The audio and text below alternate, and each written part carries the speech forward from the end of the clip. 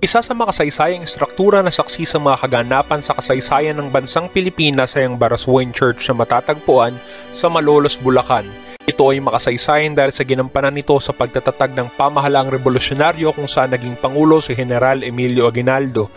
Ang simbahan ng Baraswain Church ay tinatag ng mga paring misyonaryong Agustino at ipinangalan nila sa lugar na kanilang pinagmulan sa Espanya, taliwasan na kasanayang pinanggalingan na Baras na Suail o sa Ingles ay Dungeon of the Defiant.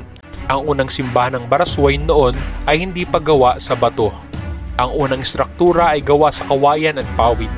Sa pagpapalit-palit ng kura paroko ay nabuong simbahang bato, kasabay ng pagdadagdag ng iba pang struktura tulad ng bell tower. Nasira din ang gusali ng simbahan dahil sa lindol, sunog at sa labanan sa pagitan ng mga Pilipino at ng mga mananakop. Sa kasalukuyan, ang Baraswain Church ay kilala din bilang Our Lady of Mount Carmel Parish na pintakasi sa simbahang ito. Iniwalay din ang Baraswain mula sa Malolos sa takbo ng kasaysayan at ibinalik na magkasama sa panahon ng mga Amerikano. Sa mga pinto ng simbahan ay makikita ang ukit na may kinalaman sa pananampalatayang Kristiyano. Ang Baraswain Church ay isang national shrine dahil sa taglay na kasaysayan at gampanin ng simbahang ito sa larangan ng kultura, pananampalataya at kasaysayan. Kung naabutan mo ang 10 peso paper bill ay makikita mo sa likod nito ang simbahan ng Baraswain.